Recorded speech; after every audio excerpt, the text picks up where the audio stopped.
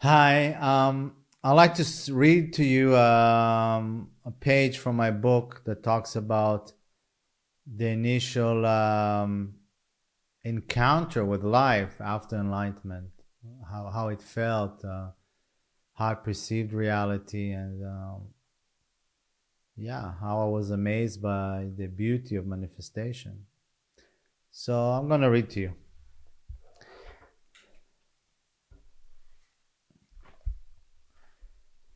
The next few months, I felt like a newborn baby. I had to learn to make sense of the new reality I just landed in. I felt completely open towards anything. Everything was fresh, surprising, and above all, stunningly beautiful. I saw overwhelming beauty in everything I set my eyes on. This was one of the most remarkable changes I noticed during the period right after awakening. Especially in nature, beauty abounded. I used to look at the soil of agriculture fields and yearn to melt into it. I was memorized by the dry golden corn rustling in the wind. I could watch the grass for hours or delight in the mere sight of what would once have been a dull rock formation. Everything was alive and breathtakingly beautiful. I remember a simple gravel pathway that I just wanted to walk million times back and forth because the shape was so beautiful. I would delight in the mysterious history as so many people had trod its curves. Every single detail of reality had turned into a song or a poem. I became deeply intrigued by fellow human beings, so much so that I began to spend a lot of my time in crowded places just to look at people, be with them, feel them, and revel in their beauty. I loved to wait outside the movie theaters until the screening was over, just to watch everybody walk out. What I saw amazed me. Every single person was utterly unique. The staggering diversity alone was miraculous. Yet, what was even more wondrous was that the same eternal beauty radiated equally from each and every one of them. I felt compelled to meet them all and get to know them all intimately, or simply knowing how impossible that is, explode into a million pieces and merge with their heart. Countless of the most mundane day to day interactions would move me beyond compare. I would get all dewy eyed looking over the counter at the cashier in the supermarket because of the intolerable intimacy I felt between me and her. Our brief and ordinary practical interaction was deeply meaningful to me. Yeah.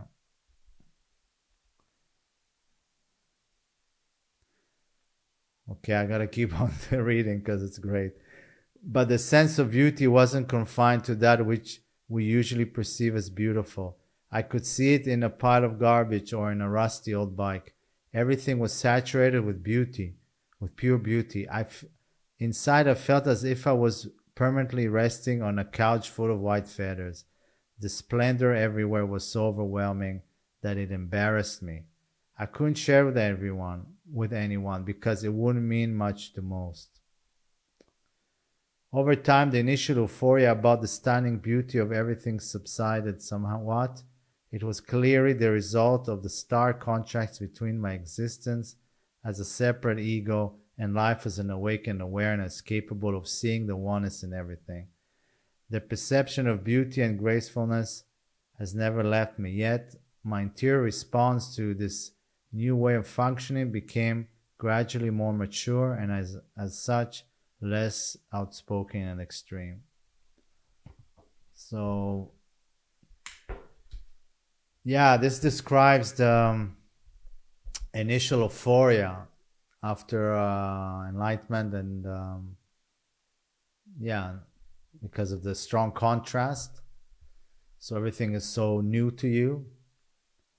And then slowly it gets integrated, and like in the other chapter that I made, some difficulties arise. But yeah, it's very beautiful.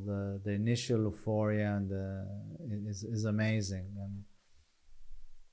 and um, from there, there's no space for to desire anything, because the moment is so beautiful, so overwhelming. Um,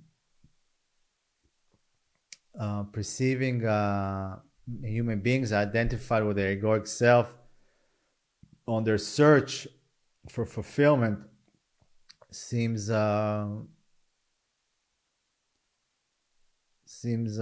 of funny, to be honest, because you look at everything and hey, it's all here. You know, why? What are you busy with? Just have a look. But easy to say, you know, when you're identified with the mind, you don't see that as much. I say don't see that as much because people do see it sometimes, but it's not part of their everyday reality. You know, we see the beauty when we fall in love, when we hold our first child.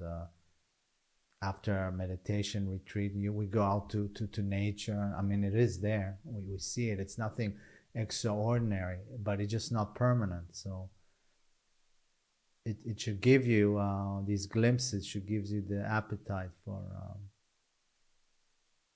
yeah, for finding what is true, because these glimpses that you have could be your permanent existence, you know. And what it is, I mean, it's basically reality is not it's the same reality, right? Everything is the same, the sun is the same, the earth is the same. It's just for the first time you give it value, you notice it, that's all.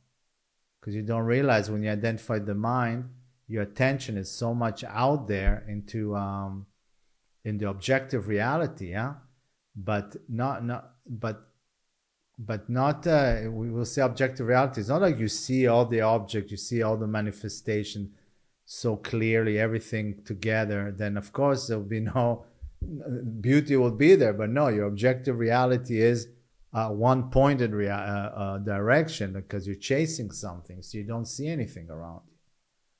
So basically, freeing yourself from the mind, freeing yourself from the objective reality allows you to come back to the objective reality and to really see it and to really enjoy it and to really value it. And so it's the same reality. It's just that the appreciation is there because you have the door to appreciate, you have the space to appreciate, because you're not, like I said, overrun by a mind that is chasing something in the future. You know, some a mind that is motivated by hope and greed.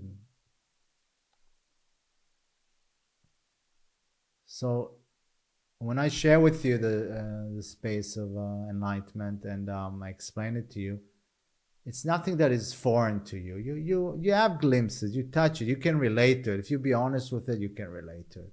It's not science fiction. It's not like when we see a spacecraft in a movie and it seems so foreign to us, you know.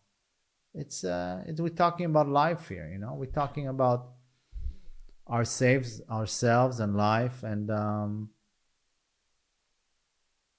yeah, it just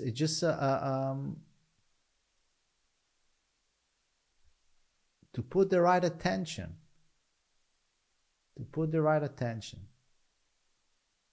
That's all.